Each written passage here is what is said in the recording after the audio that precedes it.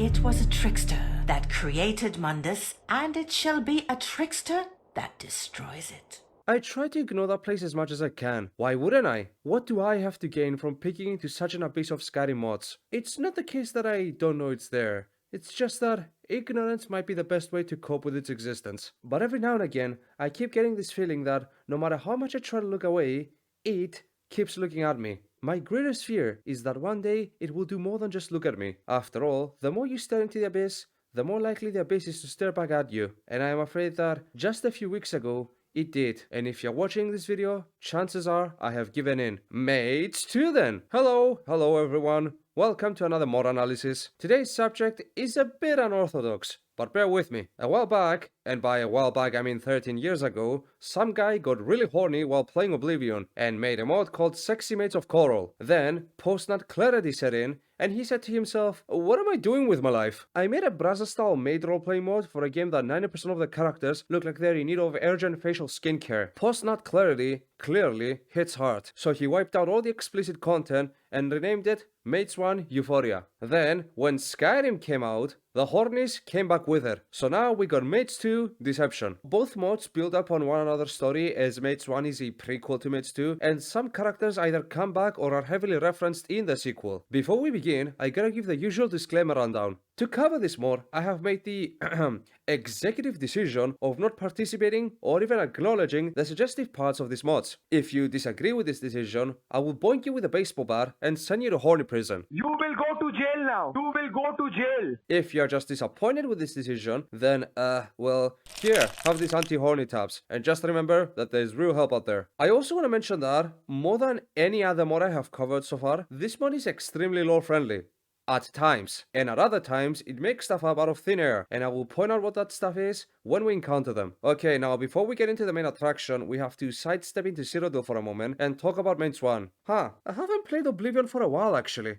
Shouldn't be that bad. Holy moly, what is this place? Where am I? Why do I look like I've been hit by two frying pans simultaneously? Where is Konachrik? Where is Pelanol's broken sword? Take me back, take me back, take me back! Oh, I have purchased all furnishings for my house in Coral. I should hire a maid to watch over the place while I'm away. There is a maid in Castle Coral who accepts our offer, but she notes that she has certain urges that pop up every now and again, but she also says that she will keep to herself during those times as to not bother us. When she comes home, a letter arrives along with her, written by her sister. The letter explains that prior to being here, both she and her sister were working as innkeepers in a tavern and elsewhere, but the owner of the inn, an Argonian named Desan, one day forced both of them to drink a strange liquid which increased their libido. Desan then imprisoned one of the sisters, Stacy, but Lucy managed to escape. He took Stacy to his underground palace west of Cyrodiil, where she and other women under the influence of this strange liquid would serve as ladies of the night to whomever could afford them. That's him, officer.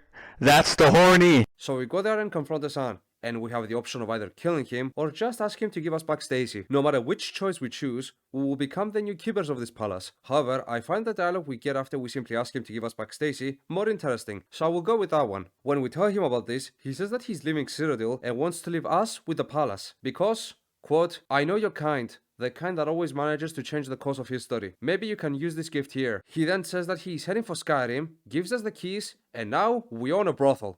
Dreams come true. So that's it. We save Stacy and head back home. Well, that would have been it, but in the basement of this palace, something strange is happening. There is a bunch of Blackwood Company members making defensive preparations against what seems to be a Daedric portal that spawned in the basement. So we get in the portal to check it out, only to find out that this is not a Daedric portal. In fact, this portal belongs to a completely new, aka made up faction called Holy Matrons. And this is their realm, Valhalla. Their leader is called Serenity, and she tells us that the Blackwood guys are really not good people and we should kill them. Here we have the option to either join her and kill the Blackwood Company, or join the Blackwood Company and kill the Matrons. Only the join the Matrons option is canon for this mod sequel, but even if it wasn't, I would still go with that one. The Blackwood Company can suck my left toe after the Fighters Guild questline. I still grind my teeth every time I think of Maglir. So we kill the Blackwood mercenaries, and then Serenity tells us that those mercenaries were in fact working for a bunch of people known as Project Purity, who are making a potion called Irosab from a special history. Irosab is able to increase a female's sex drive as long as they are in the age of childbearing, and after they leave said age, this effect dissipates, but the psychological effects stay forever. This is the potion used on Lucy Pinder and Stacy Pinder.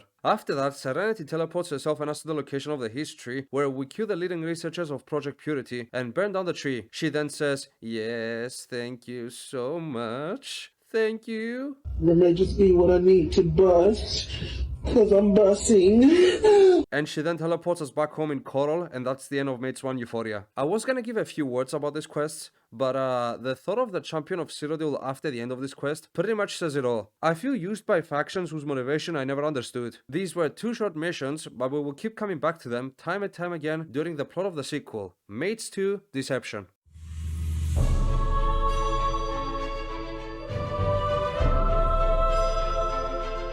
Maids 2 Deception begins when we enter a newly added settlement known as Jonestead. It's a beautiful little underground settlement founded by Marcus Pinder, a distant ancestor of the 2 Pinder sisters. He made this place as a safe haven away from the Civil War and the dragon attacks. I'm Marcus Pinder, founder of this town. If you're looking for work, then I have the perfect task for you. So, what's the catch? Enforced neutrality and no weapons allowed. And this is where this mod begins. We find Marcus, who tells us to find his daughter, Kasha Pinder, and bring her back to him. We find her talking to an Argonian named Bolska, and he tells her that he really wants to use this town to smuggle weapons. This town's love for pacifism has gone too far. Nobody here wants to admit it, but Skyrim is under attack. She tells him no, we take her back to her father, and he starts explaining things. Apparently Kasha's mother died during childbirth, and Kasha is half Ashen, which is a mix of a human race from Tamriel and a Kaviri. Long story. There was this one guy called Emperor Uriel V who invaded Akaviri like 400 years ago. He died there, but he brought the 2 human races of those lands close.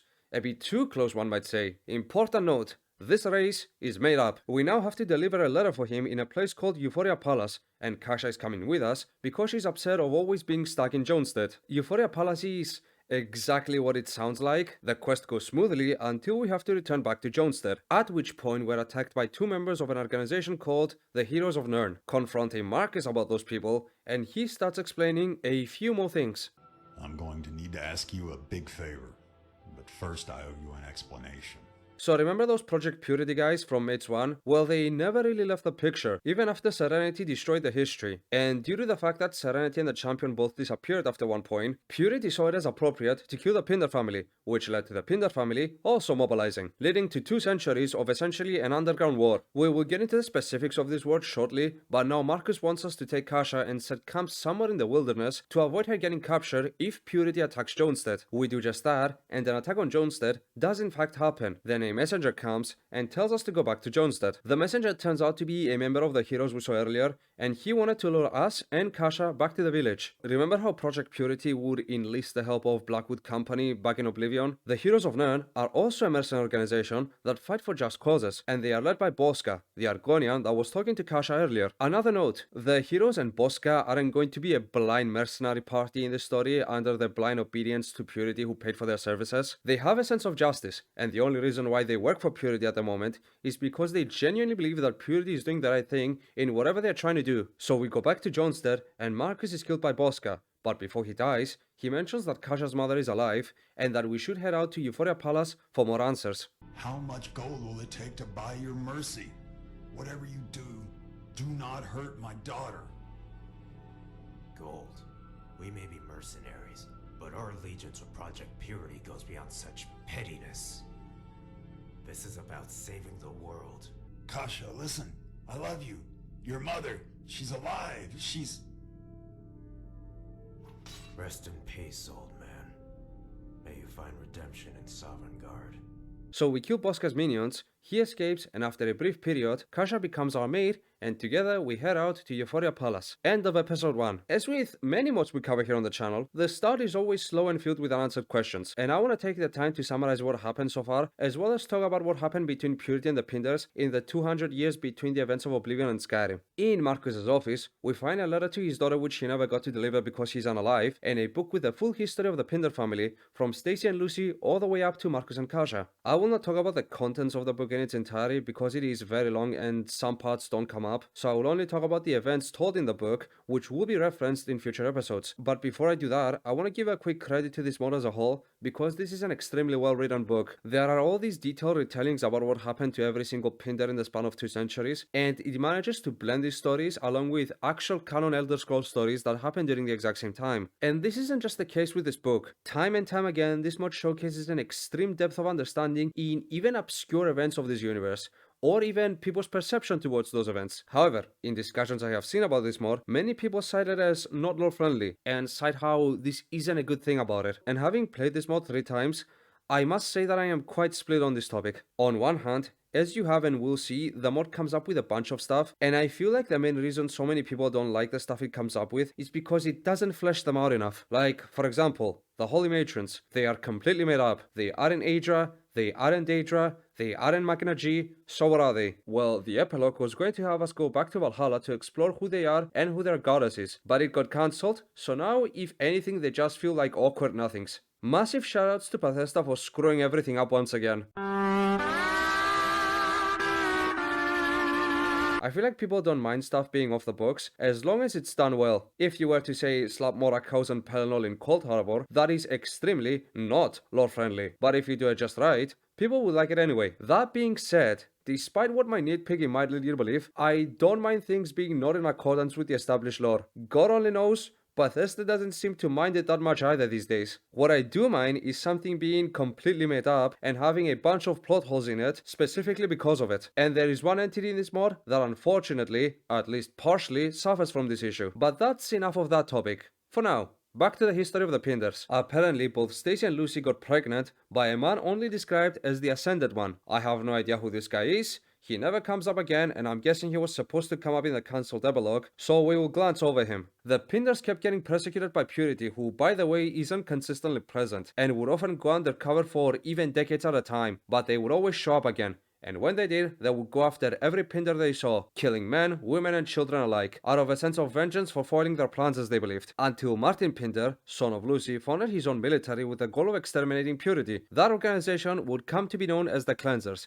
and their base of operation would be Desan's old palace. The two kept going back and forth for the next 100 years, until Corvus Pinder, father of Marcus, sought to destroy the final remnants of Project Purity in Black Marsh. Unfortunately, however, that is not what happened. When they came back, Corvus and the Cleansers were maddened, and immediately attacked everything on sight, including civilians, guards, and each other, relating to the Cleansers getting cleansed by the Cleansers. Corvus also died in the hands of his son, after he killed his own wife. I'm just gonna say what happened to them now so I don't have to circle back on this later.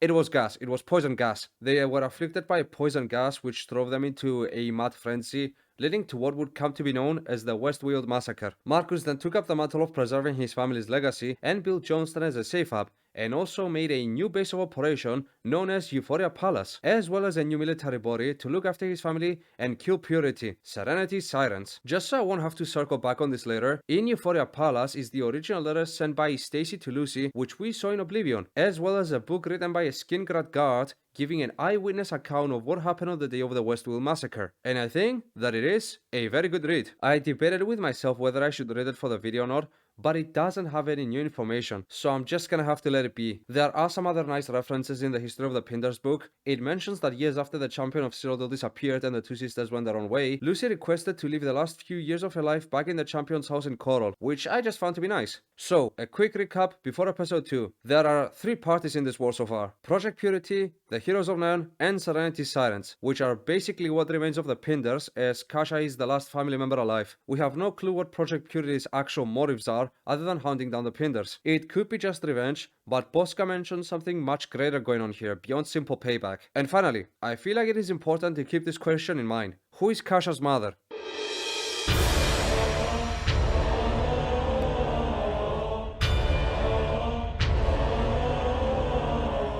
Going to Euphoria Palace, and the first thing we see while in the catacombs of that place is a statue of the sun. Apparently this place was once a base for Project Purity that was abandoned, rediscovered, and reconstructed by Marcus. There is also a siren named Freya here who is very much annoying and very much just a moving fan service throughout the story. Moving on, it seems to be the case that about 85% of Serenity's sirens are Ashen, and their leader is this woman. Matari is the main character behind this mod. If this mod was Glen Moriel, she would have been the Black Owl, and you have no idea how true that statement truly is. If you like Matari, you will like this mod. If you don't like Matari, you won't like this mod. She is the second in command in Serenity's Sirens, and with the death of Marcus, she is now their leader. She tells us that the reason why the Sirens weren't able to send help to Jonstead was because at the same time as this was happening, a surprise attack was taking place in Fort Pazaroth, which was the other stronghold of the Sirens in Skyrim. But most importantly, much like Euphoria Palace, it was once a Project Purity stronghold that fell into the hands of the Pinders. And more interestingly, this was the very same place that the champion of Cyrodiil and Serenity teleported to destroy the history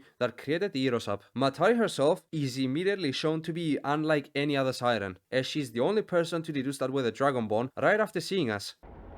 Dragonborn. How do they know?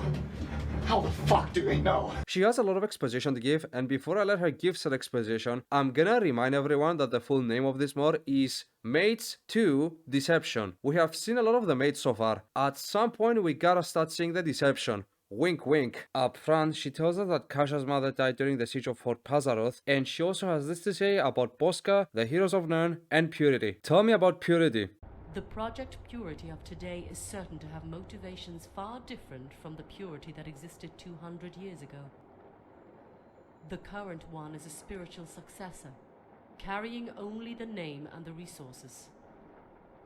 It is next to impossible to gather intelligence on an enemy that has remained in the shadows for so long.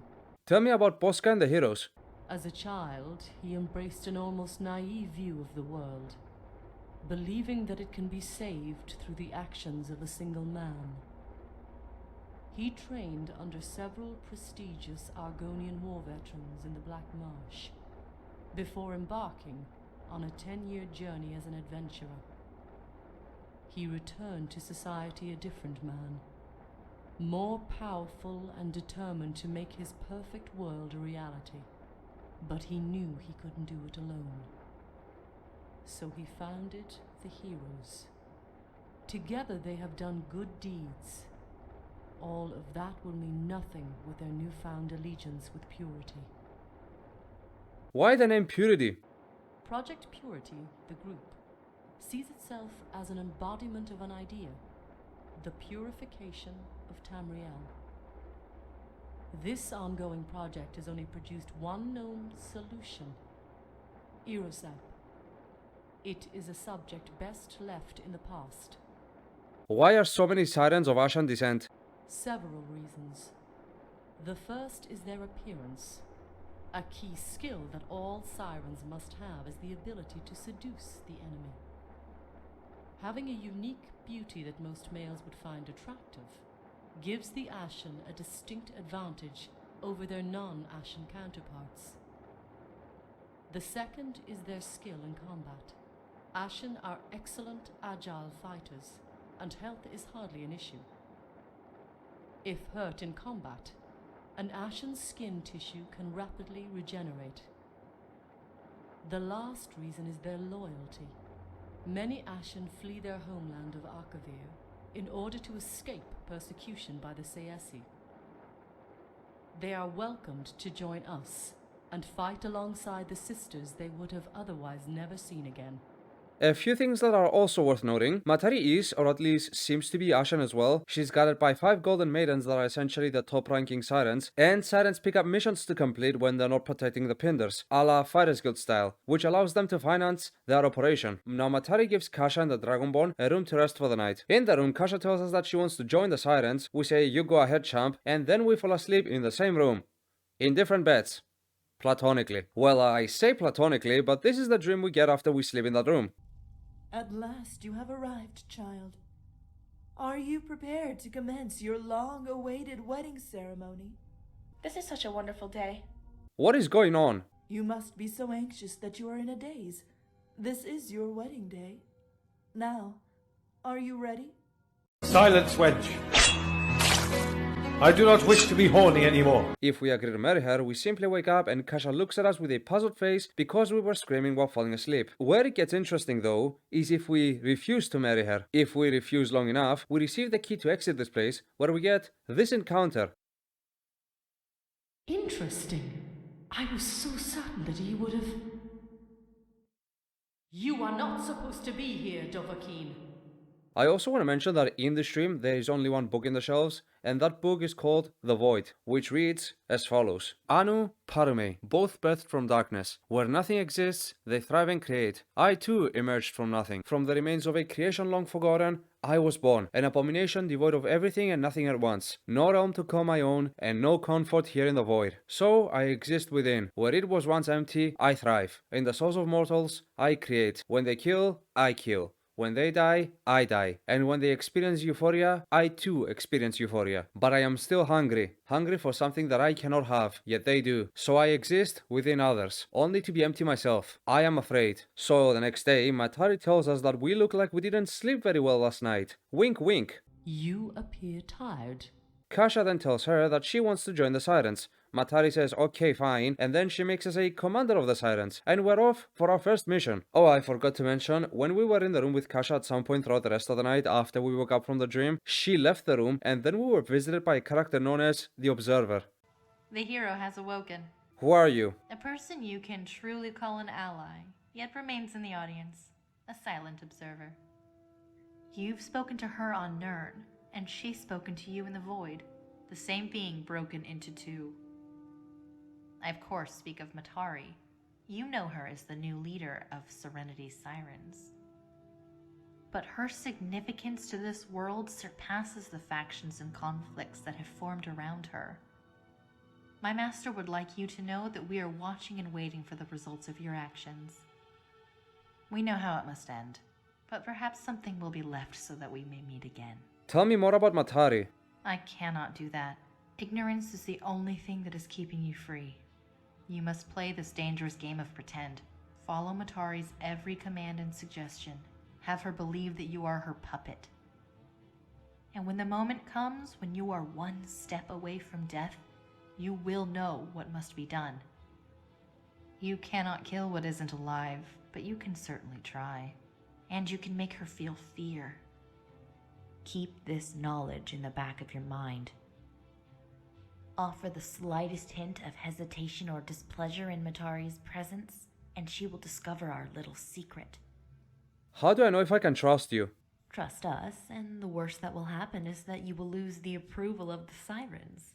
Trust Matari, and you risk damning countless realms. You're a hero, no matter what anyone may tell you. Only a fool would choose the path of self-destruction. There's one last thing you should know before I leave. There are heroes on both sides of this war between Purity and the Sirens. The one called Baska is set on a similar path to destroy his own masters.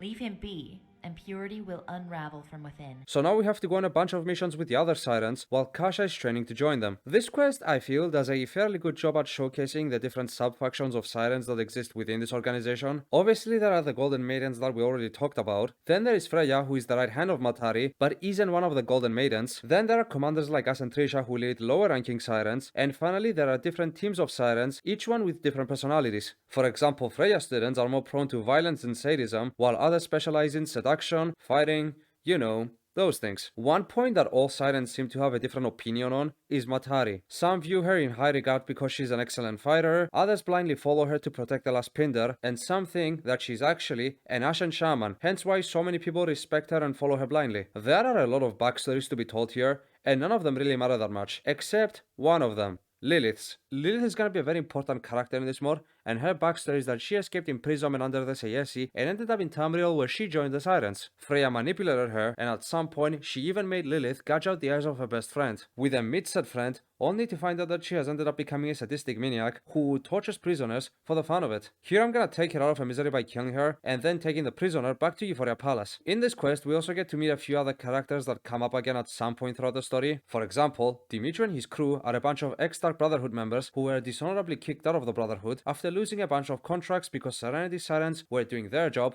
better than them. They now hate the Sirens with a passion and will often go out of their way just to kill them. Can you believe it? The hottest women this side of Tamriel beat us to the punch. Oh, don't go telling that story around the taverns.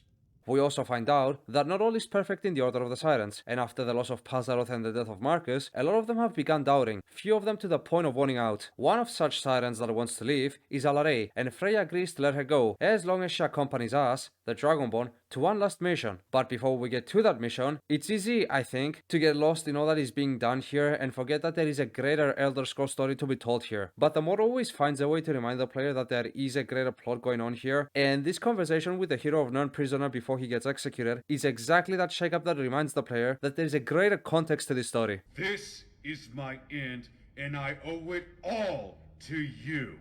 Your name would have lived on for eternity. The heroes turn away no man or woman willing to have their legacy imprinted on history. What do you mean? Do you remember the heroes that have come before? Hardly anyone does. Utter the name Nerevery, and you will likely get blank stares. May you suffer the same. Dude, I felt that one through the screen. After we complete this merry-go-around quest, we set out with Alarie to go on an undercover mission to spy on the heroes dressed up as them. And after we complete that mission, she can leave Serenity Sirens. We do that, and it almost works. But then Bosca shows up. And these two you've brought in from Sapphire. That's what they say.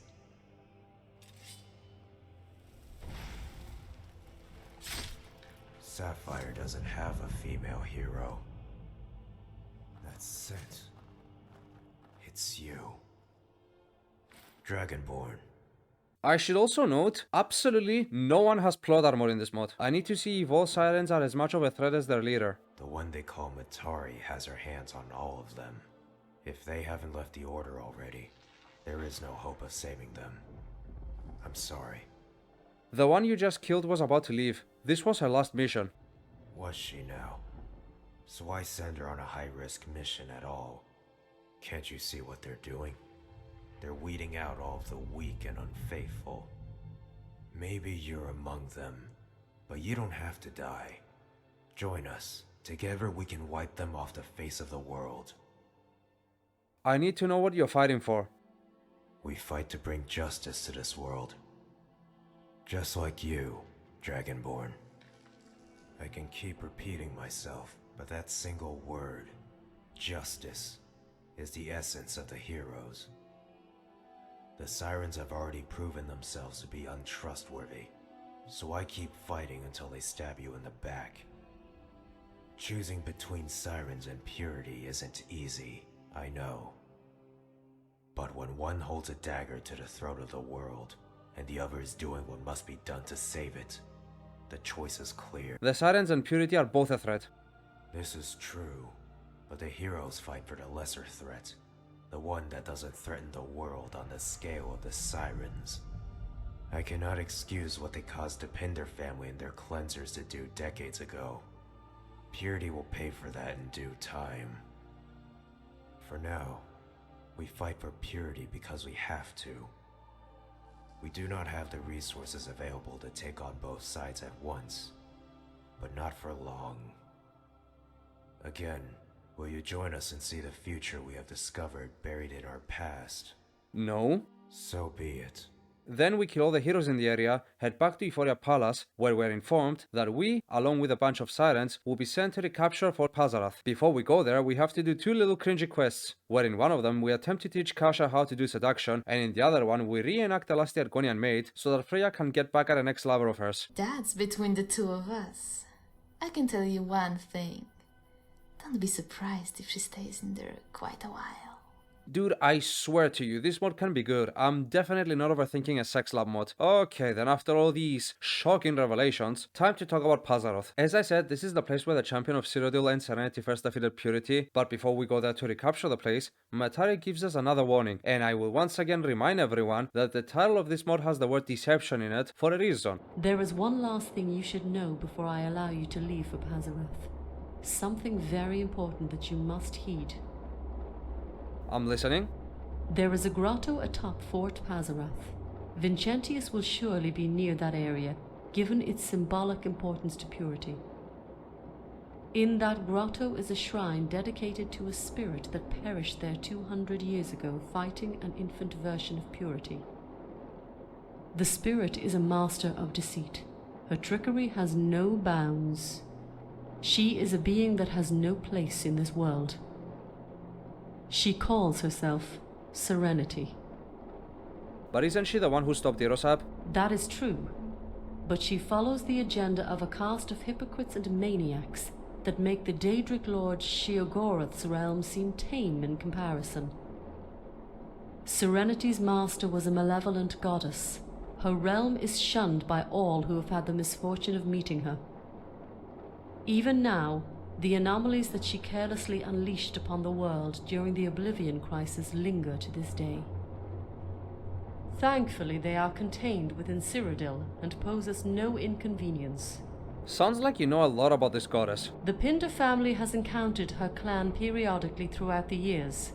Her interfering presence has only diminished with Marcus's birth. Marcus was wise in keeping Serenity's true nature a secret from the rest of the Sirens. The grotto was normally sanctioned off for security purposes when we still controlled it. The Sirens would not have been comfortable knowing that the being of love and peace, as they were led to believe, was actually a vengeful spirit guarding their roof. All of that should be reason enough for you, Commander, to not believe in Serenity's lies, no matter how shocking or appealing they may be to believe. Also, Kasha is coming with us on this mission, because she really needs the battle experience. So we meet up with Kasha, Lilith and the others to attack Fort Pazaroth. The attack itself isn't that eventful until we get to the final floor, where it becomes very much eventful. However, there are some letters here that I feel like are at least worth mentioning. Notably, in the underwater section, there is a journal written by ex-Project Purity members, which reads, "Rejoice, my brothers and sisters, for if you are here, then you too have broken free. Before you are the corpses of me and my beloved Elena. Together we fled into this reservoir and broke free of our oath to Project Purity days after the history above burned to the ground. Empty bottles of Irosab should be lying by our feet. Vials now worth millions of septims each, wasted to preserve innocence. Know this, dear brother or sister, if you have yet to uncover the truth. Everything we have been fighting for has been a lie. There is no utopia at the end of our servitude. There is only death. Learn deceit's master plan, and your eyes will open to see the truth. Deception, lies, temptation, slavery, utopia, for her and her alone. Farewell. Carry the truth with pride. Elena and I did not plan on returning to the outside world. The little supplies we brought with us would only last days. Why, you might ask yourself, would people like us who know so much choose death over warning the others? Because we are not heroes. We could not save the world, so we had to die, afraid but free, while we still could. And fate is most kind in bringing heroes to where they need to be in the end. But ask yourself, are you the hero that she desires? Are you the one that can deny utopia to save the world from a greater deceiver? Then go, brother or sister. Fight and die free. Death to last. Love is the key to salvation. So it seems to be the case that Purity is also being tricked by someone who is also a she, and that someone is also a deceiver, and the only way to fight against that someone is by either rejecting their utopia or dying to deny them of it. So with that in mind, we head upstairs where we can overhear a conversation between a leader of Project Purity and Bosca. I told you it wouldn't be easy to kill. No matter. Fate isn't so kind to those that have fulfilled their destiny as foretold by the Elder Scrolls. All it takes is the right circumstance for him to fall. We will kill him. And you'll be doing it without my heroes. Consider our actions retribution for your incompetence at Jonestead. I wasn't aware that he was more than just a guardian that Marcus had hired. But you did, when you met him outside Snowvale Sanctum. Your admiration for this man has proven you to be an incapable leader. Thus I am denying your request to transport a cargo from the island to Innocence. So you deny the one thing that can defend your home and defeat the Sirens? How does that make you any better than I? Simple. We actually have a plan. Our alchemists have made a breakthrough in our project. It's only a matter of time before we reveal it to you. And when we do, you'll be given the opportunity to use it. And if I don't want any part in your plan, what happens? Then your request stays denied. Fine, but it better be good. After we break in and kill his guards, we can go all the way to the top floor where we can find the higher-up that was previously talking to Bosca, Vincentius. Tell me, Commander. Make me understand your point of view. What do you want? I want to understand the truth behind Matari. The truth is infinite. To grasp it is to lose yourself to the darkness and to know that everything that you see happening before you is a lie. Then let me ask questions that lead up to the truth. I don't know what you hope to gain, but so be it. Ask. Why the attack on Jonestead? To kill Marcus? You bring that up for good reason. It seems like another attack on the Pinder family, but it is so much more. We're done with the master plan of slowly prodding the beast until it bites back. That was done decades ago. Marcus' death was a statement, the first of many. Why do you want Kasha alive? Not anymore. I'm sorry, child. You are among the Sirens now. Like them, it's too late for you. She could have died in peace with us, Commander. Why Fort Pazaroth? You could have made your return more subtle. Capturing Pazaroth was our moment of glory and a symbolic moment of defiance. There is something poetic about returning to the home where we first tasted defeat.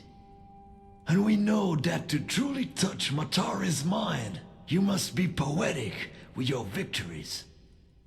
Notice, every single Purity member that you killed on your way here knew that this would be their grave. We knew that there was no way we could possibly hold on to this fort for so long. What we believed could be achieved here was to kill as many Sirens as possible, until you appeared in the war. I want the truth. To know the truth is to lose yourself to the void. Your mind would not survive. At least help me understand. You are beyond help. You're stuck in this narrow belief. You think that what you're fighting, this Matari, can be won by physical strength or verbal threats. Words cannot sway her. Knowledge will not scare her. Only defiance. That is what we're doing. What exactly are you doing? Freeing the world. To truly cleanse it, you must start from the beginning. Everything and everyone must die. That is the only way we can win. You would rather commit suicide than fight? No! This is fighting! Once we're all dead, there is still hope that life will return. Except she won't. To die free is far better than to be playthings for sick and maniacal purposes. At least that way, the beast can die. There is no reason to live if you can't fight bliss. And for her, bliss is the only reason she can exist. How do you plan on killing everyone? The plan is simple. There is no grandiose device that will mark the end of all living beings on Earth. It will be unleashed quietly and without warning. The nature of the weapon is quite contrary to the enemy we're facing, beyond mortal comprehension. Of course, I won't tell you what it is because that would be absurd on my part. It's our only hope after all. Poison gas. It's poison gas. That should be obvious. So we kill this guy and step in to talk to Serenity. He had my sword. That Argonian had my sword. I have questions. So do I. Pull up a rock and sit down because we need to talk. You and the Purity Man weren't friends. You might be someone I can trust. Or you might not. Let's find out. How long have you been out of touch with the rest of the world? 103 years since I was abandoned here. Until today, I haven't spoken to anyone. Strange people have come and gone through this grotto for the past decade. I hear what they say, but without context. I never understood until now. It's all coming together. The missing chapter has been found, and Matari is the writer. So can you explain what is going on? I make no promises, but before we get to that point, you must be given a history lesson. Go on. 200 years ago, I destroyed the history planted at this very spot. That you already know. What you don't know is that the Pinder family became the target of retribution for my act of aggression. At the time, we thought it was a case of mistaken associations. What do you mean by mistaken association? The Pinder twins that were poisoned by Purity's arrowsap served as housemates for the champion of Cyrodiil. If it weren't for them, the champion would have never discovered the existence of Project Purity or my people. Anyway, all was quiet for almost 4 decades. For my sacrifice, my soul merged with my creator's. Everything she saw, I saw. I was alive and I could see events unfold and spiral into chaos. When Purity began attacking the Pinder family, we thought it was due to the fog of war caused by the champion's interference many years before. If only it was so simple. So this all started because of you. If you hadn't destroyed the history, my family wouldn't have gotten involved in this war. I'm so sorry. The tree was an evil abomination. It had to be destroyed. The Pinders were simply at the wrong place at the wrong time. If they hadn't found the champion in time, things would have become very, very unpleasant on Nirn. Through their suffering, they gave your world hope. Things went smoothly for 100 years. Then something happened that no one could have predicted. Our connection to the Pinders and to the world was severed. For 2 years the world was dark. My soul was expunged from my spiritual mother, the goddess. My soul flung back here as a grand insult by fate. The shrine that the matrons were building for me had been abandoned. I feared the worst. For 100 years I thought they were all dead. Until finally, today you tell me that they might still live. An observer came to you, a holy matron. So you were unaware of Serenity, Silence, and Matari? Yes, but everything you're telling me has a common element that only I can recognize. I don't need to know Serenity Sirens to say that I don't consider their name flattering. They're using it as a front. I saw strange women walk into this grotto 10 years ago. 4 Ashen, 1 Redguard. It would have been so easy to speak to them, but I didn't need to. I knew each and every single one of them.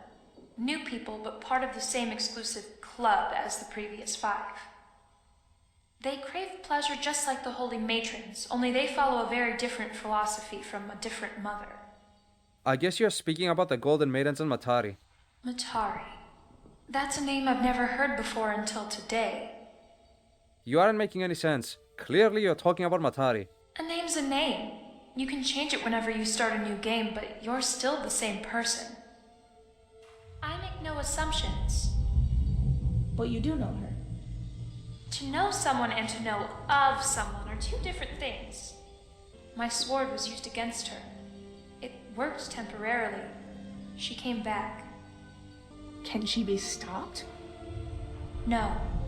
How major of a threat is Matari? As major as it gets. It's a difficult concept to explain, that nothingness. Hard to comprehend. It would make my head hurt if I still had one. But that's what will happen when she wins. Everything will cease to exist except for her, but it must happen when she chooses for it to happen. Otherwise, she wouldn't survive. Which brings me to Purity's plan. What do you think of it? Good idea? To kill everyone before she can? Maybe. I need more information. Good luck. Purity has been reborn, but they're just as cryptic. Why is Matari doing this? I swear to you, this is something that none of us have the answer to. Only Matari knows. She's looking for something, and she's destined to find it. When she does, she won't need the world any longer to survive. Now you know what you must do, right?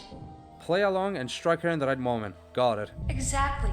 Play her game and then defy her when you're at your lowest. You'll know when.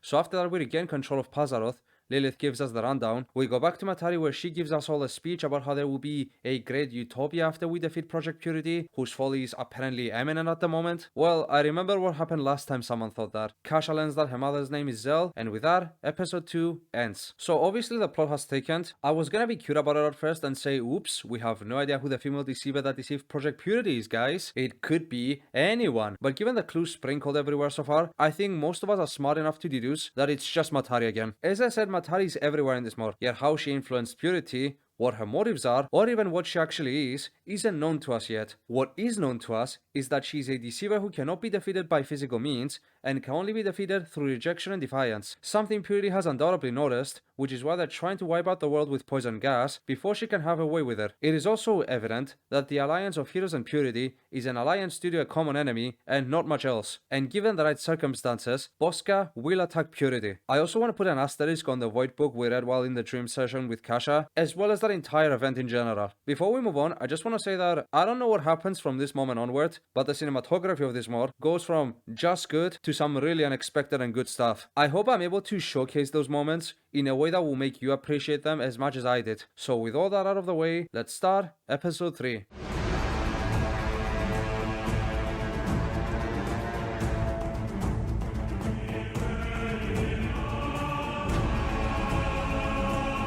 Episode 3 begins with Matari tasking us to take the Golden Maidens in the Temple of the Bella, where they will do, you know, the thing women do when they are locked alone inside the Temple of the Goddess of Love and Fertility. While we wait for them to get done, we have the chance to explore the area a little bit, where we find... Wait, Serenity? How did you create this in your form? I didn't create it. I took it. It feels so wrong. This is what Matari does. Except when I take something, I do it out of love. This poor girl was a grieving widow. She was planning on drowning herself, but I got to her first. Matari's capable of doing the same? Me and my big mouth. Ugh. Just don't worry about it. Yes, Matari can do it, but she has no reason to right now. She's built herself quite a character. Rich with history, plenty of allies. She can only be one place at a time. She abandons the body, it dies. You have to find a new one. Preferably someone who already has power. But Matari, we both saw her. She's getting old. Her body is decaying and her true self is beginning to show. She'll need a new one soon. Why are you here? I didn't get the chance to say it at Pazaroth, so I'll say it now. Thank you, and goodbye. It's been over 200 years since I had a body to call my own. And a millennia since I've been able to walk alongside regular people. Everything is so perfect.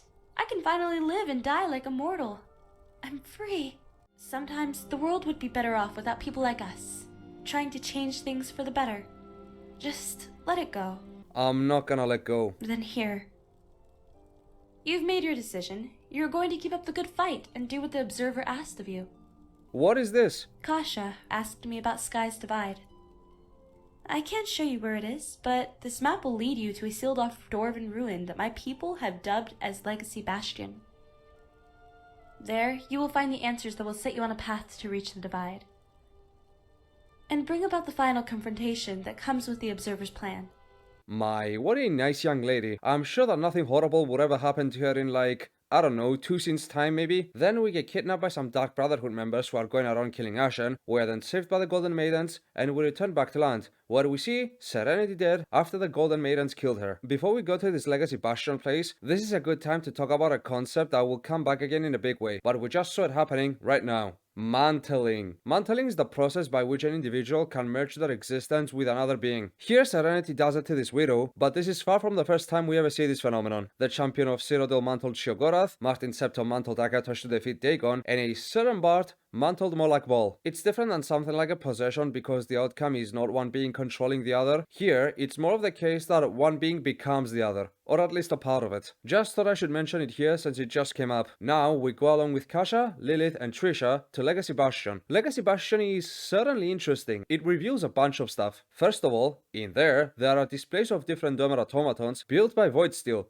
which comes from, get this, the Void. So, what have the Dwemer done this time? Well, it isn't completely clear yet, but we also get to find out that they were keeping a creature sealed here, and that creature was referred to as the Anomaly. And that anomaly was Matari. The reason why she ended up with them, or why they kept her in prison, or why they even needed her for, isn't clear to us yet, but we do find a Dwemer journal, which should give us some more answers. But before we get to Translator, Trisha dies. Trisha!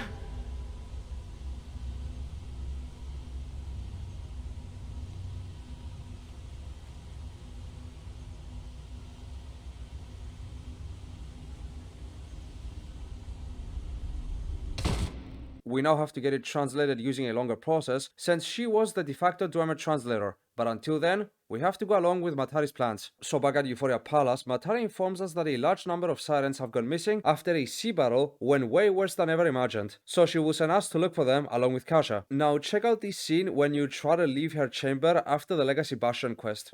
Go. And Commander, try not to waste your time exploring Dwarven runes. You will not find answers amongst the dead. Damn, she's good. Oh, also the Sirens found out where the location of Purity's headquarters are, and we will have to attack that place soon enough. Oh, there's also a small mission before this where we get to escort some of the mates from the Cyrodiil location, but unfortunately, it just so happens that they got attacked by Heroes of Nen on the way here, and only 5 of them survived. We also have a chance to kill Bosca here, but I'm not gonna do that. I said that we were going to investigate the fate of the Sirens that fought in the naval battle, but here is how Matari delivers the news about what happened to them. Maidens, leave us. The Commander and I must discuss the situation regarding the absent Sirens. They're all dead.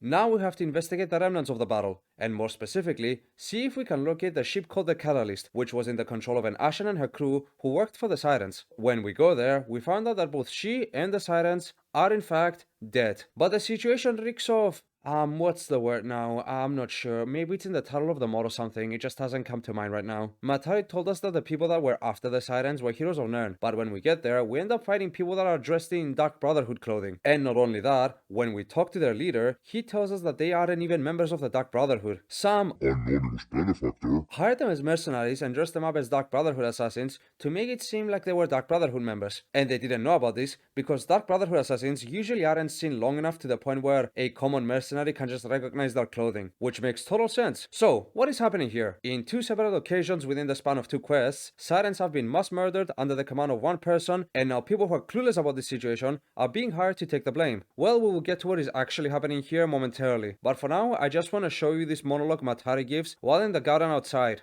It's grown quite well. A shame that the weeds have marred an otherwise perfect garden. Only natural that parasites would flourish in my absence. I was a fool to think they could tend to themselves. Without my supervision, without my coddling, they were given freedom. I failed them. But I'm still a good person, because now I'll make things right. The parasites will die. As for this garden, it was only a matter of priorities. Now we have to go to bed, where we get another vision. It's simple. Kill Matari. Save the world. No one has ever obtained prosperity without a sword drenched in blood. Some would call it hypocrisy. But what I've done for millennia has been for the greater good. You are Matari. My avatars are each their own entity. Yet, we are all one. Take that as you will when you make your decision. We cannot kill her and live that way. I want to note something about this dream. Right next to Matari, there are the bodies of 2 other women, Celine II and Istis. If we do as the dream says and kill the Matari we see here, we get to leave this place. But if we flip the lantern that illuminates light in this room, we get to open a door to the truth. What precedes is a very lengthy exposition dump as we are shown a flashback back to Coronali's ship, where the Golden Maidens explain to Coronali that Matari has decided to execute a cleansing operation throughout Serenity's Sirens to kill all Sirens that are unloyal to her. Coronali herself was not the body we found on the ship, rather, it was another woman dressed as Coronali, and Coronali has actually been instructed to sail to Sky's Divide. They are also the ones who hired the mercenaries to blame them for the deaths of all the Sirens. They also have this to say about the Dragonborn. Who do you think the commander was? Some beggar we picked off the streets to fight our battles? It's him. Matari's ace in the hole. The hero. When we wake up from the dream, we realize that the Heroes of Nern have invaded Euphoria Palace and even made it to Matari's chamber. The strike force is ill-equipped for an invasion. They're not here for the palace. This is a diversion. What diversion do you mean? Jonestead. Why go there? To begin the final phase of their ascension. You know what must be done, Commander. It is imperative that you take Yanaya's team, and no one else. Stop Purity. That is an order. In Jonestead, Purity and the heroes have captured Kasha. We all chose to be here, but we were guided by Mother. There was once a woman known as Zell Pinder. Ordinary woman, until an unfortunate affliction of the mind. Zell is dead, but her corpse has a name. We now know her as Matari. Bastard liar. I'm afraid the implications are that you are just as misguided as your counterparts, fighting a war that was never in the interest of the Pinders. Now we are all sons and daughters of deception. Do not struggle. Matari's spawn and all of you will die for the greater good. I hate this guy, and also he's the second in command of Purity, so I'm gonna kill him now. However, no matter what you do here, Kasha will always die, Purity will release the poison gas, and we will pass out, only to be saved by Matari at the last moment. No, not yet. You still have work to do. We wake up next to Freya and Lilith, who gives us Kasha's belongings, and we go back to Matari to confront her about all of this. You are Kasha's mom. You allowed him to speak. You founded Serenity Sirens, not Marcus. After the death of his parents, the obliteration of the cleansers, Marcus was a pathetic, broken man. It was in our best interests that we worked together to better the world. He pursued revenge and honor for his family, while I took a more altruistic approach, not for one family, but all. So came the Sirens, shaped by Marcus's most useful philosophies and mine. Do not misinterpret that as one of us having influence over the other. The creation of the Sirens was a dual effort. Zell was my pseudonym. Yeah, but Kasha is dead. Indeed. Your daughter is dead. I have no daughter. So, what is her grand plan to get us out of this very difficult situation? Well, she's gonna turn us into the Joker. Sometimes you just have to play the role of a fool to fool the fool who thinks they're fooling you. No, seriously, we're gonna get captured by the enemy just so we can wipe them out from within. After this, she turns the Golden Maidens into our own personal maids, and that was the end of episode 3. So you have probably realized by now that Matari, or at least the thing pretending to be Matari, is sort of the puppet master of this entire circus show, which is why I emphasized at the beginning that if you like this character, you will like the mod. If you don't, you will hate the mod. Me personally, I am on the verge of liking her, but some things keep me from flat out saying that I like this character. The whole Puppet Master might seem a bit cliche to you if you haven't played the mod and are only learning this story through my video, but I think, as we will see, the motives of this trickster and her demeanor makes her at least a good antagonist. However, I do have a serious problem with the way she's presented, or more specifically, my problem is with her abilities and powers. They are all over the place. Remember when we went to Legacy Bastion and got that journal that Lilith said that some of her associates can translate it for us? Well, at some point they do translate it, and this is a summary of what that journal says. The Overseer's journal is a retelling of his story as he discovered the anomaly one day, which he described as, quote, a horn protruding from her forehead, glazed over eyes, flowing white hair, and 2 slits on her back where wings would have likely protrude had they not been cut. The anomaly has revealed that she was from the void. She is also so powerful that she can apparently brainwash people just by being near them, which is why she's constantly in that pool. So, all that being said, when you have a character this powerful, it is impossible to build her without having any plot holes. If she can indeed sense auras, how come she could sense Serenity and other people dying or being around her, but she couldn't tell that there was a holy matron giving us advice from the start? Also, if manipulation is such an easy thing for her, why go through all this? Why not just give the Dragon Ball a letter saying, please come to Sky's Divide, I really need help, and then trick him into doing whatever she wants? Obviously, she doesn't want to kill the Dragonborn, she just wants to pull a Moloch ball on them. She just wants them to go to a certain location and do something in said location that for some reason benefits her. And let's say she didn't know that the Dragonborn was gonna come knocking on her door. Unlikely because the Overseer's journal mentions that she's able to call the future pretty well, but let's say that she missed that part. Why not send the Dragonborn to kill Purity right away? Which she did anyway. She just had to go through 3 episodes worth of nothingness before she goes, oh yeah, I know you can solo them. Or heck, she could even show up one night, kill Purity because she has no longer need of them, and then just go, Boy, what happened to them? Anyone want to go to Sky's Divide? There is almost an attempt at explaining her behavior in the next episode, but even that doesn't fully satisfy me. She's too powerful as a character to be written without any holes in her plot. Finally, I want to talk about the Dragonborn's involvement in all this. It may not seem like it right now, it will show up a lot more during episode 5, but this mod borrows heavily from Daggerfall and Morrowind lore. I know we're kinda getting caught up in the small events of the mod, but fundamentally, this is still an Elder Scrolls story, and it is heavily influenced by the events of Elder Scrolls 2 and 3. Concepts like Godhair, Shezarin, Apotheosis, Amaranth are still present here, which is why I want to take the time to reference a small quote from Zeren Arctis that explains the Dragonborn's involvement in all this. And remember, the Dragonborn is still a Shezarin. Each event is preceded by prophecy, but without a hero, there is no event. This is what the Golden Maidens referred to when they were describing us as the One, and we will see in the last 2 chapters how Matari and everyone around her are trapped. In prison, one might say, in this world, and how we as the prisoner hold the key to Matari's freedom, which is why she needs us, as remember, she too is afraid.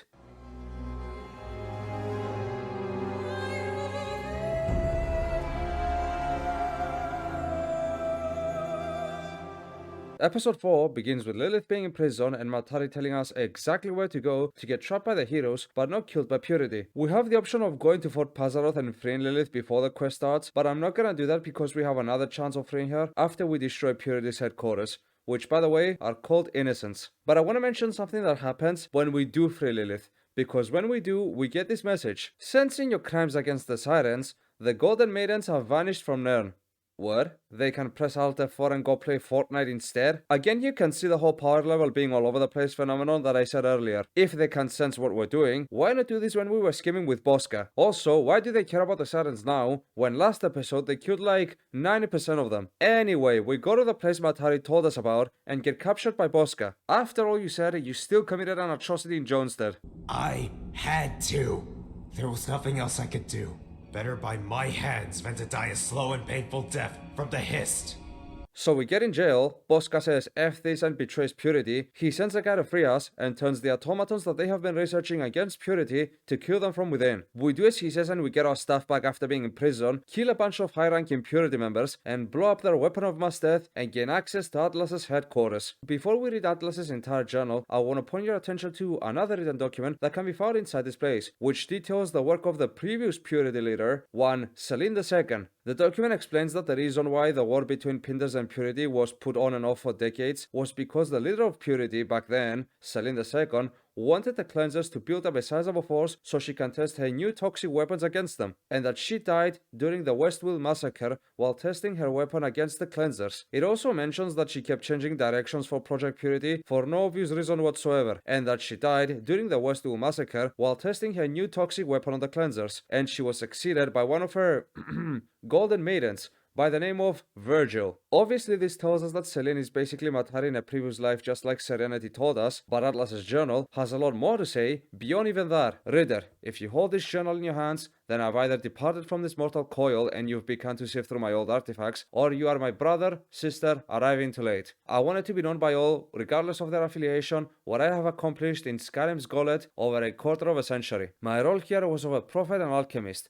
the guiding starlight to intellectual pursuits. I studied the ways of Project Purity, the forsaken spawn of a mad woman. I learned their history of fragrant abuses of power and hypocrisy. I walked among them, calling them brethren, abandoned without a purpose under a newly appointed and feeble matriarch. They were hopeless wrecks. They sought my judgment, they listened to my reasoning for usurping the destiny from the claws of an abomination. My words, yet unuttered by Virgil's mouth. I have a fervor for rebirth. To escape the destitute of the arena is the dream of enlightened mortals, which I must begrudgingly admit also includes Purity and Salaquine. But why place faith in the unreasonable, the impossible? The latter dreams of becoming God, if the misusings of her aforementioned disciples are to be considered accurate. The wise fled from her conspicuous lies of paradise. How can that dispossessed of divinity and empathy create a superior existence? One who mantles and pursues prophecies by mimicking the rightful heirs of creation. She would damn us to yet another mortal prison of yet another uncaring god, or embezzle life for herself. Okay, so that was obviously a lot, and most of it is self-explanatory, so I'm not gonna get into it. But I do want to focus on 2 references, the arena and Salaquine. So this letter establishes what some of you may have picked up already. It's another story about people wanting to reach apotheosis, and both Purity and this Salaquine character want to reach it. Yet who is this Salaquine character just mentioned, and what is their plan at reaching apotheosis? That we do not know yet. Now we enter a place called High Splendor, where we meet Virgil, and I will just let her speak for a moment. Selene II, my predecessor, my mistress. She gave me a reason to live. I had a purpose here in Project Purity. She's upstairs.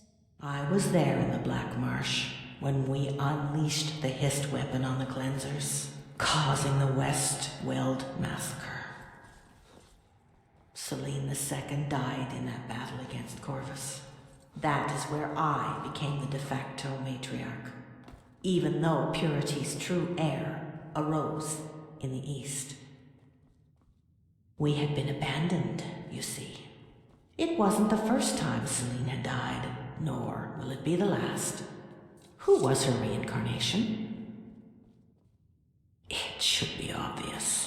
Now, this is probably the biggest exposition dump in the mod, so I will summarize most of it and let some clips play out. So basically she confirms what we already surmised, which is that Matari is Estes, is Selene II, is Zelpinder, is Salaquine, and her end goal is to reach apotheosis. I just realized that I never really explained who Estes is. She was a Ashen warrior that led a rebellion against the Sayesi, basically snake people, and at the very end when they were just about to win, she betrayed the Ashen and forced them into a life of imprisonment and torture under the Zacaberdian overlords. It's nice to know that despite the fact that some people have an understanding of the concept of apotheosis, they don't know exactly what it is, nor do they know what happens during it. Which makes perfect sense, because the whole point of this universe is that it plays out inside the mind of a slumbering god, and if one was to fathom the nature of their own existence, they would either grow delusional, despawn, or become one with a dream and reach Amaranth. Virgil also mentions something very reminiscent to what Sotasil said about the concept of the world being a prison and us being the prisoner. But if someone were to escape their cage and rise above prophecy and destiny, they will become something more than a mortal, more than a god. They will be alive. When we ask her, okay, why the convoluted plan? She answers with this. She wanted us to feel what she feels. Broken. Prepared to become her ally in one final war, or a servant for a higher cause. I told you that the reason why her power is all over the place is kinda good, but also kind of iffy. She also has a lot of, I think, really beautiful discussions to say, so I'm gonna let some of them play, and then I will move on from here. But I want you all to know that these discussions can range all the way up to 25-ish minutes. And here I am thinking that the Wayward Husk was bad. Why did she choose war? It's the only viable solution. Long ago, she believed rejecting the will of the gods would entail the destruction of their reality. Lust would have governed the land rather than war, and the meaning of excess was a foreign concept. The names of divinity abandoned, morality a broken chain, a diseased world left to be molded into something greater by the will of its new god. What if Purity succeeded with Irosab back in the Third Era? The Et Ada, and even her spiritual descendants, you know as the Holy Matrons, they all rejected her vision. These same deities that confined mortals to a cycle of violence, some of whom reigned over their own realms of indulgence, either rose their hands against my former mistress or declared a stance of apathy. Why? Because the new world wouldn't be theirs to control. The hero of that age executed their desires unwittingly and killed Selene I. And what was his reward? Godhood, along with all of its shackles. He now basks in madness, waxing nostalgic over the life he once lived as a mortal. Why tell me all this? One day you will depart from this world. And on your death knell, I want you to know that your life was that of a pawn, nothing more. I don't mean to antagonize you or belittle your character. There's peace in truth. So she says that we have to kill her here and do as Matari says, but we reject Matari like we did in our dreams and let her live, and she opens up a portal for us to get out of this place before this place collapses. We end up outside Purity's destroyed headquarters, where some sirens and Lilith are waiting for us there. We tell the sirens what we saw in there, but they are too far gone, and so they rebel against the Dragonborn. We kill them, free Lilith, and she says that she will be waiting for us in Dawnstar until we come back from one last visit to Euphoria Palace. So we go back to Matari in the palace and... Halt. Hello, Salaquine. Do you blame me? For what? For letting her die? No. If true, then it is good you've come to terms.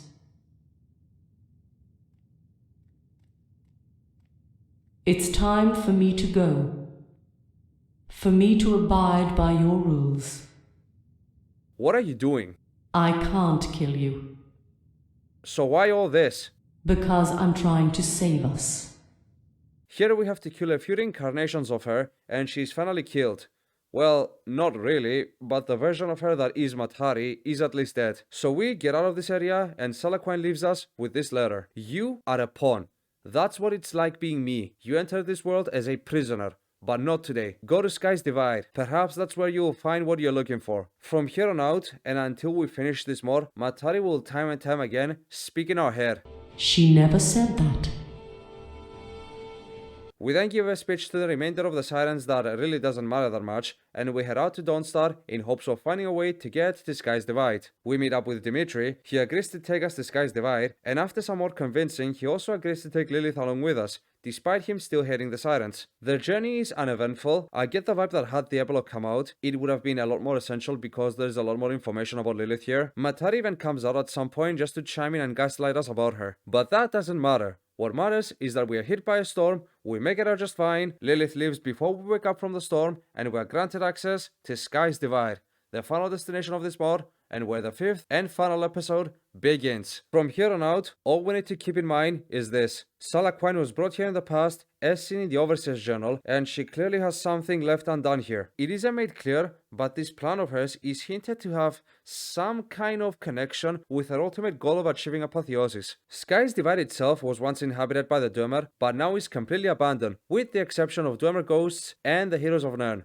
meaning that yes, Boskai is here. Boskai has been the black lizard ship of this entire mod. He's clearly not the bad guy. He rebelled against Purity right after what they did in Johnstead. He wants to stop Salaquine just like us, but his methods and way of doing so isn't so clear to us just yet. So we will have to keep an eye out for him. There is also some other sassy little things like how the Golden Maidens despawn after one point, and how if you betray the Sirens after killing Matari, Freya just opens up a portal and leaves. But those are just minor little things. And also, one last question that I dare utter. What is Sky's Divide? Really, this place looks nothing like what it should actually look like. It's not far from Atmora, yet it is a tropical paradise, and the Dwemer made everything in their power to keep this place under wraps from everyone else. But for some reason, they brought her here. And with all that groundwork finally set, let us finally get into the 5th and final act of Maids 2 Deception.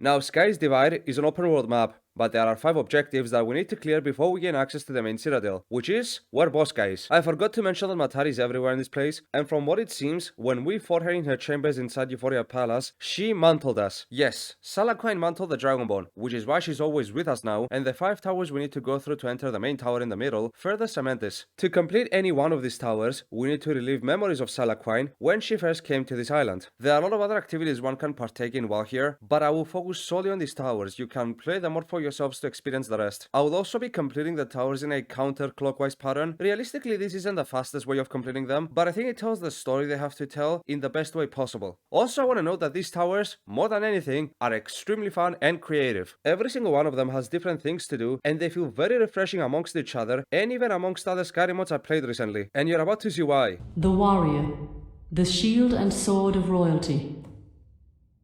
I had one in mind until you murdered her atop a snowy peak. Talk to the mayor outside.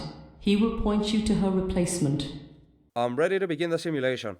Forgive me, soldier, but I don't understand what you mean by simulation. Do you realize you are unreal? This is unexpected. Elaborate further. You're an apparition conjured for this scenario. A scenario, you say? I have noticed something amiss. Normally, I declare you are reciting text strings from a philosopher's tome to bolster your prestige. But you speak without pretense. Yes, time dilation, I believe is what they call it. Come, soldier, we must act quickly. What I will say is not permitted to reach the ears of anyone who is not present, including your immediate superiors. You will answer to me, and I to the Craft Lord. If word escapes of what has happened, it's certain that the mainland will be made aware of the day. I need not tell you what will happen to us then. So the Dwemer here takes us to a wounded comrade of his who has this to say. There's been an incident. The prime subject, she's escaped. This guard was a witness. What prime subject? The anomaly. The reason we're all here. She broke free from her shackles keeping her contained in the Citadel. Winged, she was able to fly out through the hatch, but not before gravely wounding Nalek. So this seems to be a simulation of the time Salaquine escaped. She ran off to the marshes, and now these two give us a special boat to capture her. They also know that detecting life spells don't work on her because she's from a whole other realm. So we have to go to this huge marsh and hunt something that is by all means invisible. However, when we do find it, it isn't Salaquine. It's Lilith. But this isn't the real Lilith either. It's just another part of the simulation. But it's a really weird part to be sure. You only get to ask her one question before she dies. Who do you see standing before you? I see two. What are you doing here? Following your orders. Why are you running? Trying to run away from you, old friend. What became of you? I became what I needed to be. So we get the crest and go back to the tower to complete the first simulation. Every time we complete a tower, we get the option to talk to Matari for extra information about what we just played through. You slew the beast in the marsh.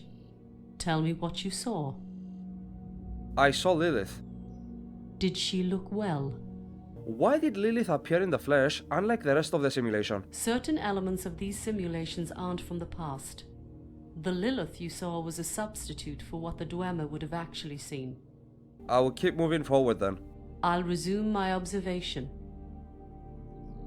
And one moment you see her, and another moment you don't. How did she do that? We will get back to why Lilith was the person shown in the simulation later. But for now, all I have to say about the simulation is that it proves that Salaquine was never truly captured by the Dwemer. She got herself in prison, so they can take her as Sky's Divide. You are already on the thief's path to the tower. But you must walk it as I did, and as others will in their own way. Go to Nimbus, the Dwemer tower on the southern face of the mountain. Find the one known as Vanshim and confront him in his home while he's alone. Summon the traits of a nimble assassin. Have guile. There can be no witnesses. What follows when we get to Nimbus is the reenactment of a Dwemer settlement before it became a ruin. There are people testing their weapons, people gambling, people complaining about the fact that they're now stuck in the island because an anomaly escaped and might kill all of them. You know, the normal stuff. So we stir up some chaos so the guards can focus their attention on something else, and we confront Vanshim alone in his house. Craft Lord Vanshim, it's over. You. It's really you. Impossible. All this time, you've kept this hidden. Taking full possession of one of my own. I should have seen the signs. Why did you leave? On that day, of all days, when you always had a chance to escape. Why then? Did you hear it? Time. Time here distorts the call. There's nothing but silence now. Since the day you left, I've waited. Are my people safe? Can you answer that for me? With what little honesty you have? They're all gone, Vanshim.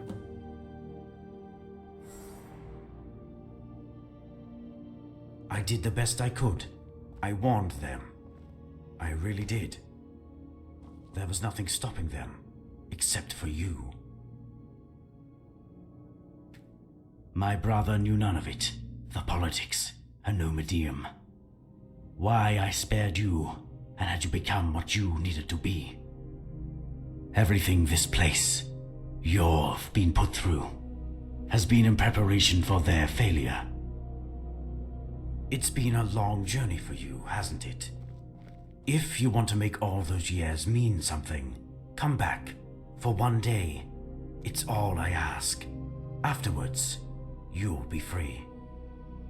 No. If not for yourself, then do it for what remains of my people. That's always been my intent from the start. We have a sense of objective. We've never been concerned over having to surrender ourselves to the end. But now we've both finally reached that point. Will you accept and fulfill your final role as a savior? No. You can't possibly have come all this way just to kill, nor express your contempt through reticence. If you gave yourself up willingly on that day, outside the research station, knowing this wouldn't be the end for you, what is it then? What more do you want? What are you here for? Don't do it. Subject, do not do it. Do you understand? Any blueprints of the Resdane project prior to your capture would have been severely outdated. This place was of my design, not his. There are vast differences in operation you can't even begin to under. Stop! Don't take this away! You need me! No. And with that, we take the Thief's Crest and bring it back to the tower to finish the second simulation. But why go through all that trouble to kill him? When outnumbered, never reject the opportunity to spread suspicion through enemy ranks. An unseen enemy is more terrifying than one who makes an exhibition out of their kills. Vanshim mentioned something really interesting in that final conversation. Whatever you're referring to are the words of a scorned researcher denied by his own people. Vanshim was too proud to realize the follies he was committing every step of the way. His excuses of working for some greater good are there to cover his selfish motivations. Can you say that for certain? Nothing is certain. But what did you see in Vanshim in such a short time that I didn't in decades? You attacked his character instead of addressing his words. Well done. Were these simulations built and tailored around you? Not originally. To explain why the simulations are the way they are is complicated. Knowledge of the inner workings was lost with its creators. I can tell you that Dwemer valued memory, and that drove them to find a way to transfer mind to machine. These towers use my memories as locks. The keys are the practice of reliving them as closely as I did all those years ago. What I want to point out about the simulations is that the events portrayed during them happened shortly after the war against the Chimera and the Dwemer, which wiped out the Dwemer after they unleashed the Numerium. And the project Vanshim is talking about is the Numerium of Resdane, and the His refers to Kagranak. I think you're all starting to see what Sky's Divide is really hiding, and why Salaquai needs a Shazarin for it. Moving on. The Mechanist, the Mage to Nal Dwemer. Few have taken up the study of technology from where the extinct Mayor left off. Meet with Razak Laren and see for yourself. He waits for you right outside. Gameplay-wise, this tower is probably my favorite. Basically, the Dwemer automatons and the springheads of this island have developed a symbiotic relationship, where one provides them with a horror they need, and the other one learns to moderate them so they can maintain functionality and even boost the ability of the machines. In this quest, we have to use a scepter and a new spell to command them to go to certain areas where enemies will show up and fight them along with us. Of course, you can just say, screw it, I'ma do it the old-fashioned way, but I feel like this is more fun. This simulation is taking place exactly at the moment where the Dwemer of the mainland disappeared, but because Sky's Divide doesn't work like any ordinary place in Tamriel, hence why the weather here is so different, the Dwemer here have survived. For now. Fight for who? Trespassers. Much like you. I lured you to the beach edge in case you were a threat. It's a longer run back through my centurions. While we fight with him, the enemies appear to be heroes of Nirn. But are they really? After we finish the simulation, we get the crest and get out of the tower. Which, by the way, the Dwemer here was completely aware that we were Siliquine. Speaking of whom Who was I fighting here? Dwemer, clad in armor. But I am sure I fought heroes. I did not foresee this. Time dilation, a fault in the mechanisms that produce the actors. There's nothing worth speaking about this place beyond what we said already, so... This one is familiar. She maneuvers about the astral sea, consuming all in her path. The movements would seem chaotic to the ordinary observer. It's a willful decision, meant to obfuscate the nature of her intentions. And he who endeavors to predict the serpent's next calculated move will be defied by the very people he's trying to save.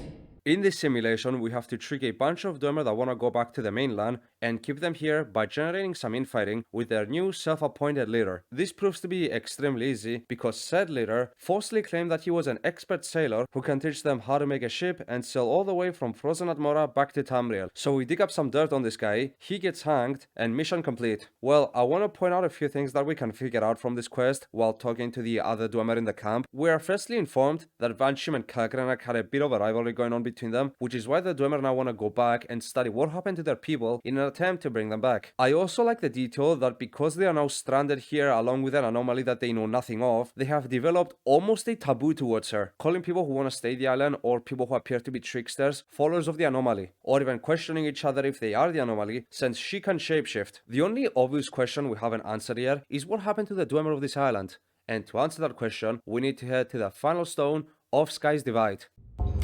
Do you believe anyone will know the truth of what happened here when this is through? Songs have been composed for this story since the break of dawn.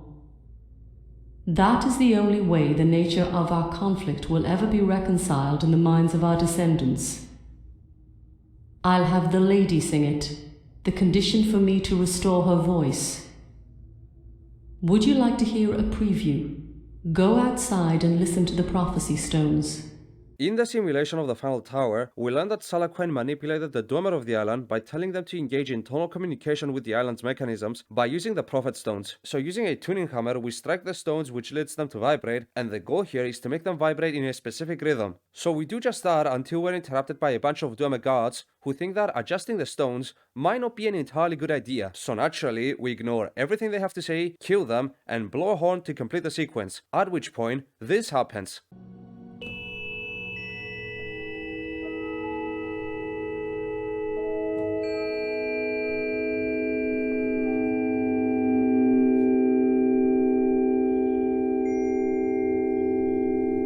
And just like that, all the Dwemer of Sky's Divide disappeared. Why didn't I disappear? Those sequences were dedicated to the Dwemer. Non-Dwemer would at most only experience visual and audio feedback. Completely harmless. You tricked them into doing this.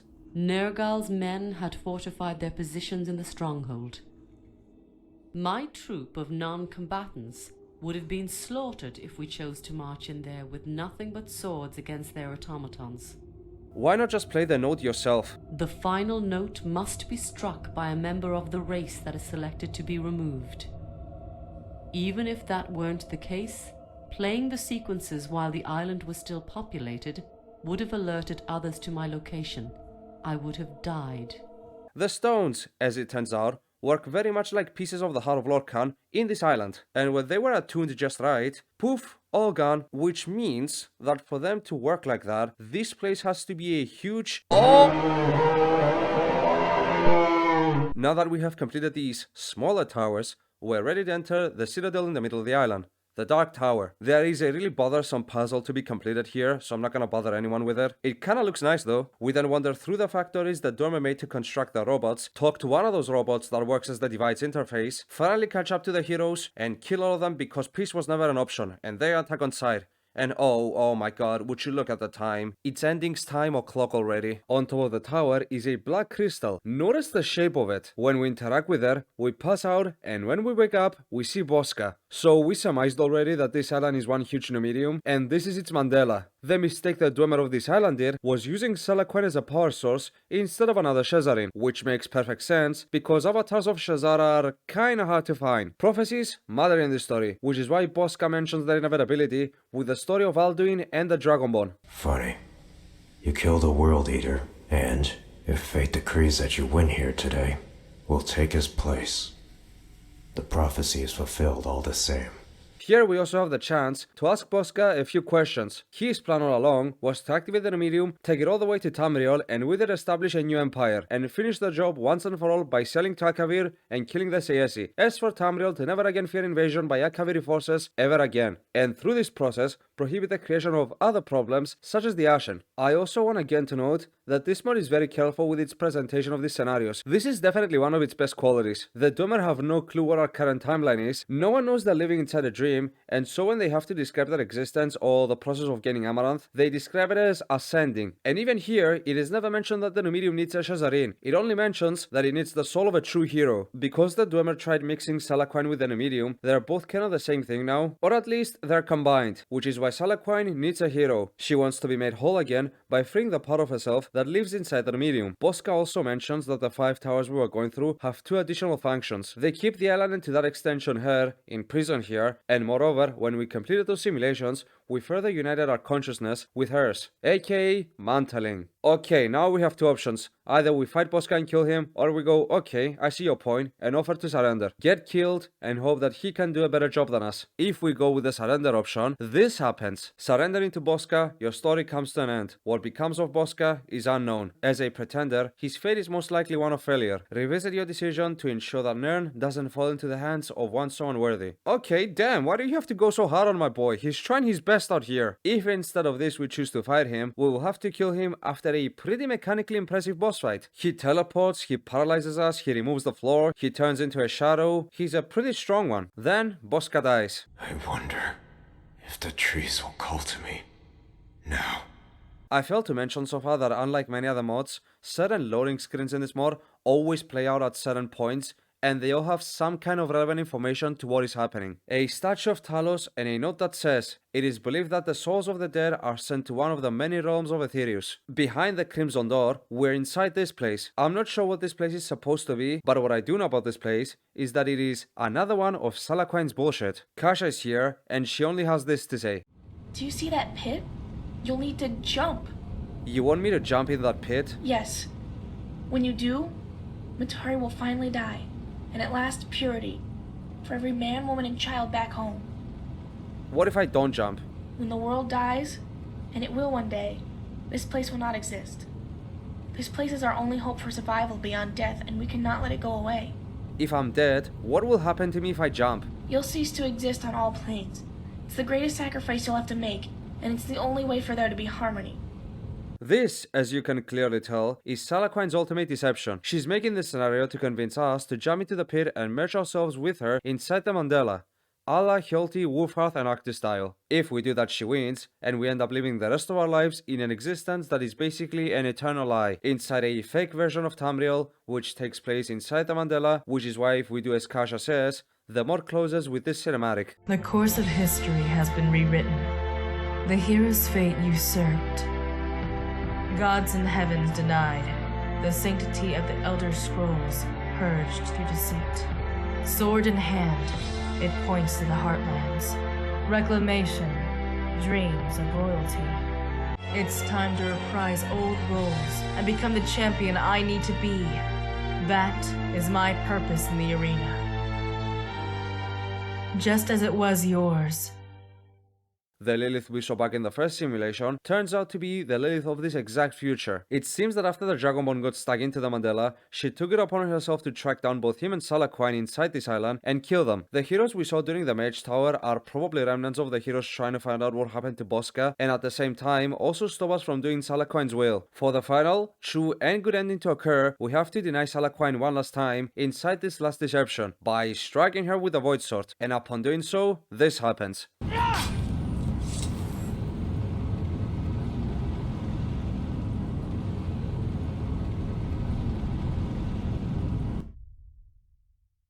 Without heroes, there is no event. Wake up, sunshine. Wake up and live like you've never lived before.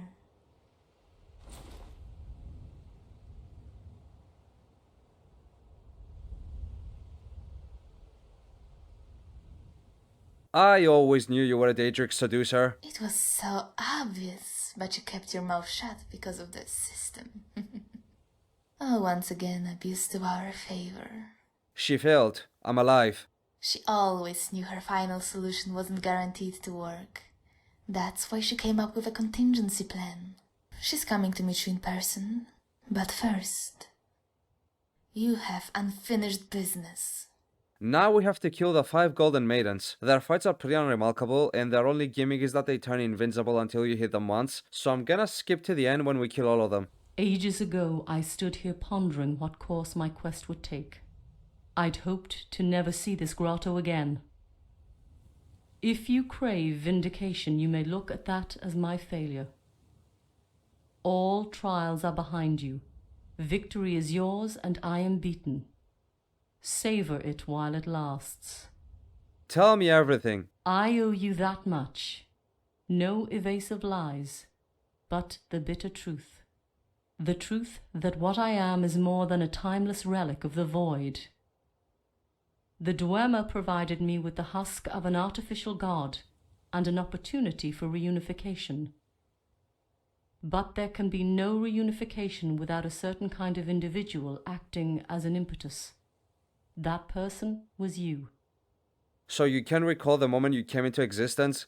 If there was a particular chain of thought that led to my conception, the details are lost. You see, my existence long before meddling with the affairs of the Dwemer is littered with unfathomable allegory. The sparring of opposing concepts resulted in what you'd consider my birth. It was chaos in its most primal form. Ideas would morph into gods, and they into laws. Divinity passed me by. My essence is an assemblage of refuted beliefs. Combined, they are Salaquine. What happened to the Dwemer of Sky's Divide? Following the Trinity Tower event, their souls were consumed by the crystal in the Dark Tower. Their hostile spirits walk the island. They attack you believing you are me. Revenge for what I did to them. What is Sky's Divide? The most discernible manifestation of a physical body I have. It is Numidium, the second of its kind known to have been built by the Dwemer. This one also had a name, Sky's Divide. In Dwemeris, it was called Salaquine. The Dwemer intended for my mortal avatar's essence to serve as the golem's heart. It does not function in the way I led them to believe. Matari and all my former avatars are soulless tendrils emanating from the void. To link one of them to such a profane creation as Sky's Divide is to open a window into the void itself. The crystal in the tower is both an ingenium and mantella, a soul harvester and the substitute for a divine heart respectively. Did you plan on getting captured by the Dwemer? Yes. Through years of investigation and infiltration, I uncovered the secret the Dwemer were constructing in Red Mountain. The original plan was to take possession of a Numidium by presenting myself to the Dwemer, though not directly as to avoid suspicion of potential sabotage. I chose a reputable research center on the outskirts of Markarth, knowing of the association Vanshim had with Kagranak. Theirs was a competitive relationship. I expected to be delivered to Kagranak as a business gesture. Having an entire complex built for me was more than I could have hoped for. All of that just so you can be whole? Partly. Those simulations, you had no choice but to complete them. However, they were rigged to fulfill an additional function. You relived my memories. We became synchronized. It would have made the transition of your soul to me much smoother had you failed the final test. Since you denied me, there's no reason for Sky's Divide to remain bound to Nirn. My wish to be made one is an intrinsic urge. The price to be paid is the destruction of the world. Unfortunately for all of us, natural instincts are hard to overcome. There were several ways to reach apotheosis, aside from activating Sky's divide. Defeat after defeat, all were closed off. Yet I can't simply lay waste to Nirn, because that too goes against my nature. And with that, we come to the crux of the matter. The reason for everything I do, for what we do. Selene, Istis, Matari, you, the original personalities of all my avatars, shared a common trait that I've absorbed: heroism. An encumbering trait, wouldn't you agree? There is only one solution to appease my clashing ambitions. If reality cannot be destroyed, it shall be transformed. The world will be saved not through conquest, but through cosmic deceit as third Numidium. The end is approaching, Dragonborn, and the methods which you are accustomed to will not be enough to prevent it. One must operate outside of time and space to combat the threat that approaches. I will not let the future fall into the hands of traitors or madmen without direction. What is the threat? Mortals, gods, prophecy. The twin forces of creation have been locked in an endless war. It will end when the snake eats its tail, the cannibalization of Arbis. The laws of the world are turning against us. If they are not confronted head-on, there is no hope. Here she can also explain to us what the Irosap was really all about. Metamorphosis of Nirn can take many forms.